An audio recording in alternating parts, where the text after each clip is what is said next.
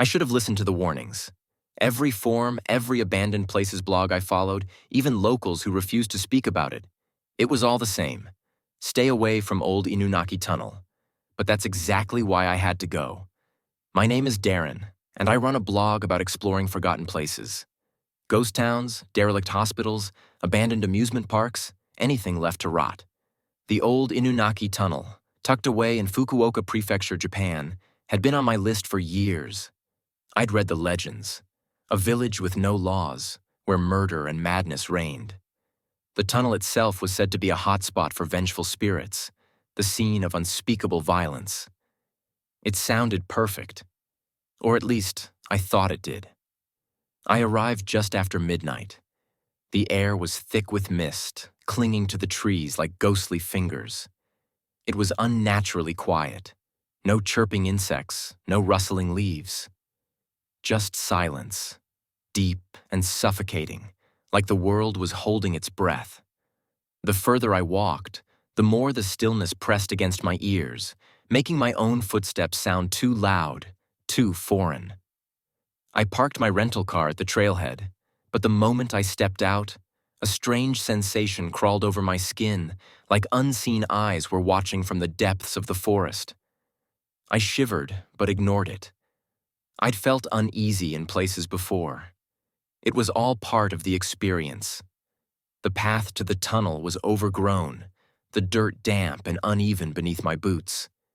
Each step sent up the scent of wet earth, mingling with something fouler, something rotten.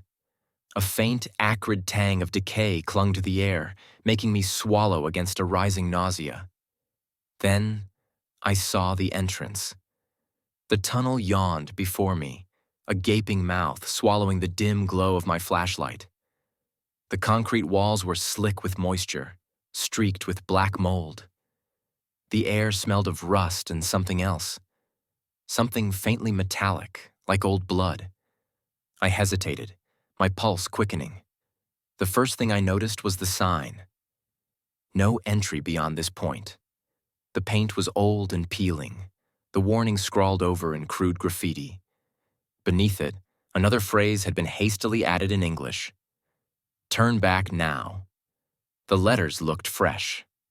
I smiled to myself, but it felt forced. These places always had warnings. That was part of the thrill. I stepped inside. Instantly, the temperature plummeted. My breath puffed out in white clouds. The light from my flashlight barely seemed to penetrate the gloom, swallowed by the oppressive darkness ahead. My footsteps echoed unnaturally, like the tunnel was too deep, stretching further than it should. About 50 feet in, my flashlight flickered. I tapped it, muttering a curse. It steadied, but the shadows felt closer now, pressing in from all sides. The silence deepened, thick like a suffocating blanket. It was the kind of quiet that made my own heartbeat sound deafening. Then I heard it. A whisper. Soft, almost too faint to be real. A word I didn't understand, spoken in a voice not my own. I froze, my pulse hammering. The sound hadn't come from behind me. It had come from ahead. My breath caught in my throat. I swung my flashlight forward, expecting to see nothing but the empty tunnel stretching into the dark. But I wasn't alone.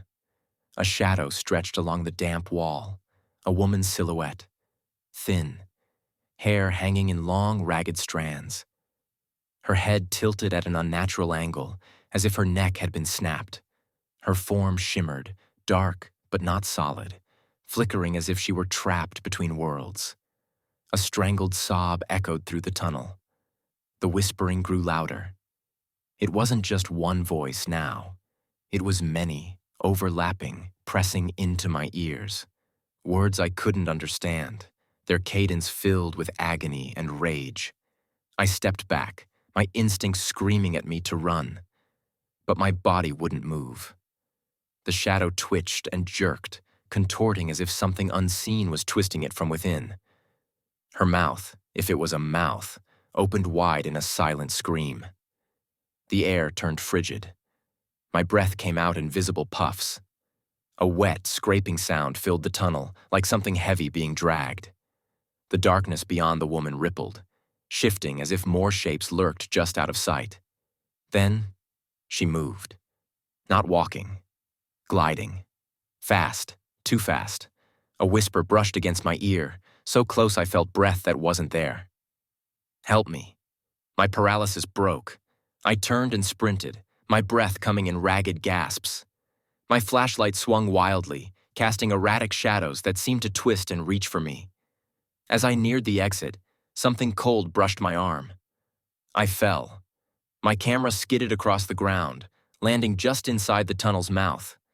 I scrambled forward, lunging for it, but my fingers closed around something else. A scrap of paper. Damp. Old. Smudged with something dark. My eyes scanned the faded ink before the wind ripped it from my grasp, sending it fluttering into the darkness. But I had seen enough. A name. A date. A murder. I didn't stop. I ran back to my car, jumped in, and sped away, not daring to look in the rearview mirror. Back in my hotel, I reviewed the footage. My hands shook as I pressed play. Most of the video was exactly what I expected. Decayed walls, eerie silence, the flickering of my flashlight. Then, at the very end, just as I was turning to run, the camera caught something else. A face. Not mine. Pale. Hollow. Grinning.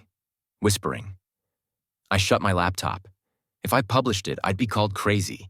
It would only provide support for the believers and supernatural enthusiasts, something I'd rather never fully believe in.